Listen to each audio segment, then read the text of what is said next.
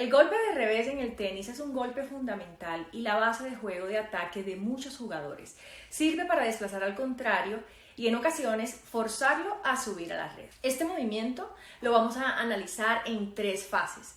La preparación del lado de la bola, el movimiento para impactar la bola y el seguimiento del movimiento.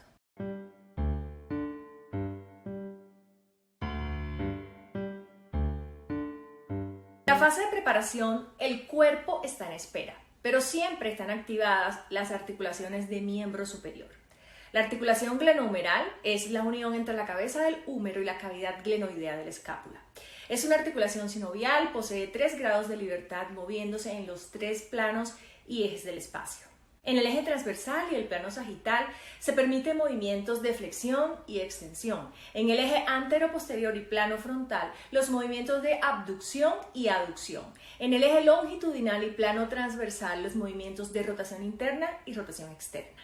La cápsula articular y sus refuerzos, en particular el complejo ligamentoso glenohumeral inferior, junto con el rodete glenoideo, son los mecanismos estabilizadores primarios o estáticos. La movilidad glenohumeral se produce por la acción sinérgica de 2 grupos musculares, el deltoides y el manguito de los rotadores. El deltoides genera la palanca de movimiento de tercer género, elevando la cabeza del húmero hacia arriba, lo que ocasiona un pinzamiento de los tendones rotadores en el espacio subacromial. Un manguito rotador potente mejora el funcionamiento biomecánico de la articulación glenohumeral. La articulación del codo es una articulación sinovial que se encuentra en el miembro superior entre el brazo y el antebrazo. Este es el punto de unión de 3 huesos, el húmero del brazo con el radio y el cúbito del antebrazo. Esta articulación es una diartrosis sinovial compuesta, pues en ella hay 2 articulaciones, la húmero radial y la húmero cubital. Funcionalmente es una bisagra o gínglimo, ya que permite el movimiento en un solo plano. Existe un conjunto de ligamentos que conectan los huesos que forman la articulación del codo, contribuyendo así a su estabilidad, y son los ligamentos colateral cubital y colateral radial. El ligamento anular también refuerza la articulación al mantener el radio y el cúbito juntos en una articulación radiocubital proximal que no forma parte del codo. El ligamento cuadrado está presente en esta articulación y mantiene una tensión constante durante los movimientos de pronación y supinación del antebrazo. La muñeca es la articulación más importante posiblemente para el revés de tenis y siempre está activa. La muñeca es una articulación sinovial condílea y está compuesta por el radio y el cúbito en la articulación radiocubital distal y la unión del radio con los huesos del carpo en la articulación radiocarpiana. Es capaz de realizar diversos movimientos como la flexión y la extensión, la abducción y la aducción.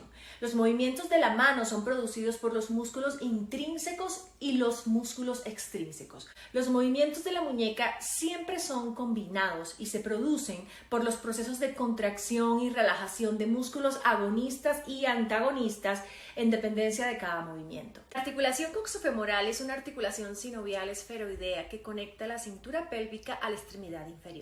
En esta articulación, la cabeza del fémur se articula con el acetábulo del hueso coxal. Es una articulación multiaxial que permite un amplio rango de movimientos: flexión, extensión, abducción, aducción, rotación externa, rotación interna y circunducción. El peso total de la parte superior del cuerpo es transmitido a través de esta articulación a los miembros inferiores durante la bipedestación.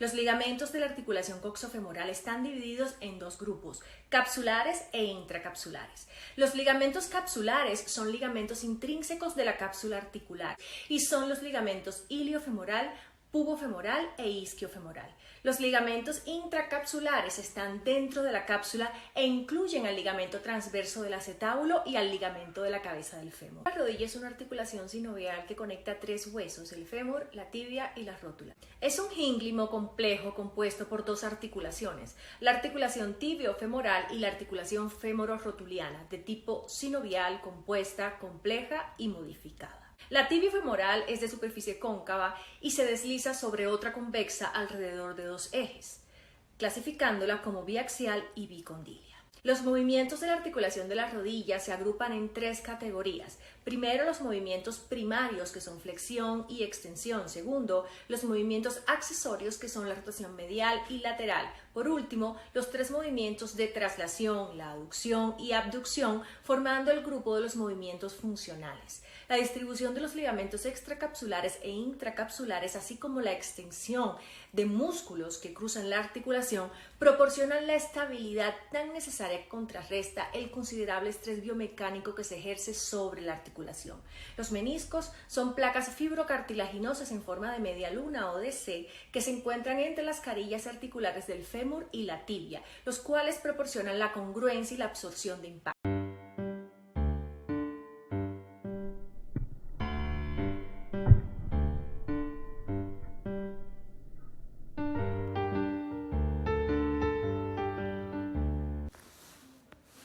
En la flexión de cadera que realiza Diana, se observa un mayor ángulo con respecto a la articulación de la rodilla que el de Federer, mientras que la flexión de codo que realiza Federer es mayor en el miembro superior derecho que la de Diana para impactar la bola.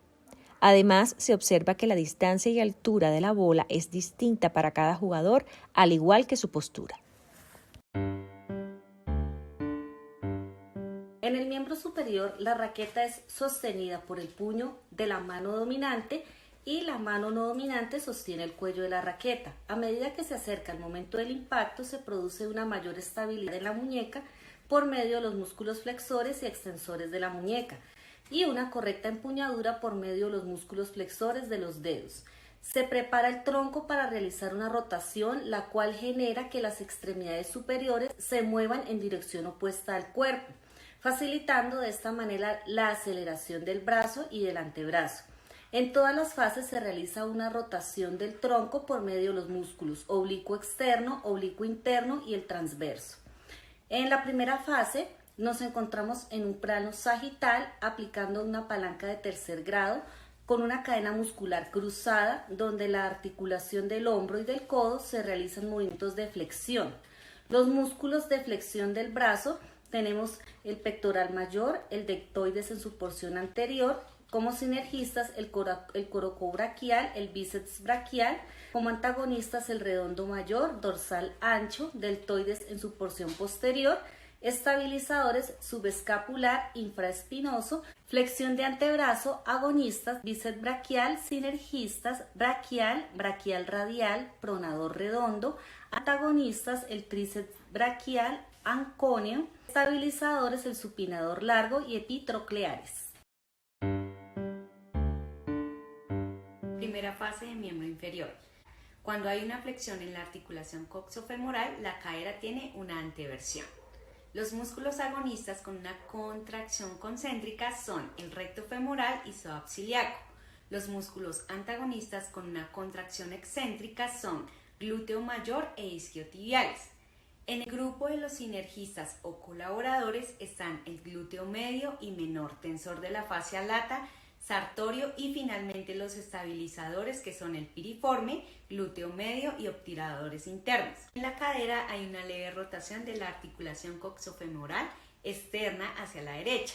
En este movimiento la pelvis hace un ligero giro que provoca una rotación lateral de la cadera anterior y una rotación medial de la cadera posterior vista desde un plano transversal y un eje vertical. Los músculos agonistas son psoas ciliaco, glúteo mayor, medio y menor y el sartorio.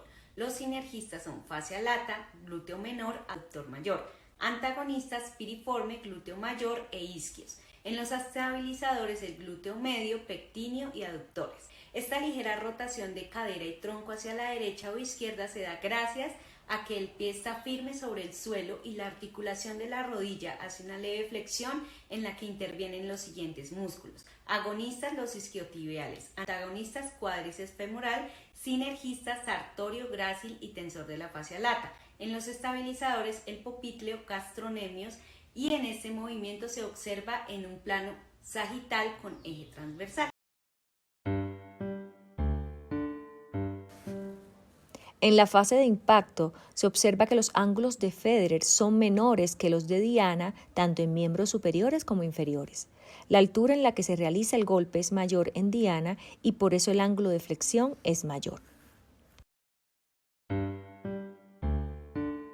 En la segunda fase, la rotación del tronco es vital para un correcto impacto a la pelota. El movimiento de la raqueta genera progresivamente la extensión del brazo y del antebrazo. En las articulaciones del hombro y del codo. La extensión del brazo tenemos al redondo mayor, el deltoides en su porción anterior, sinergistas al anconio, antagonistas al pectoral mayor, deltoides en su porción anterior, estabilizadores el subescapular y el infraespinoso. En la extensión del antebrazo tenemos al tríceps braquial como sinergistas al anconio y al supinador, antagonistas al pectoral mayor, redondo mayor, como estabilizadores al redondo menor, subescapular, subclavio. En esta segunda fase, el miembro inferior derecho continúa flexionado en la articulación de la cadera y rodilla, visto desde un plano sagital. Allí continúan actuando los mismos músculos mencionados en la fase de flexión de estas articulaciones. Para el caso del miembro izquierdo, tiene un movimiento de abducción en la articulación de la cadera en plano frontal y eje antero-posterior, en el que actúan como agonistas los músculos glúteo mayor, medio, piriforme y tensor de la fascia lata. Como antagonistas actúan el grácil, pectíneo y aductores. Como estabilizadores y sinergistas están el glúteo menor, sartorio y obturadores. También se observa una leve flexión plantar en la articulación del tobillo, en la cual actúan como músculos agonistas el tibial posterior, tríceps sural y como antagonistas el tibial anterior, extensor común de los dedos y finalmente como sinergistas y estabilizadores los músculos peroneos y tendón de Aquiles.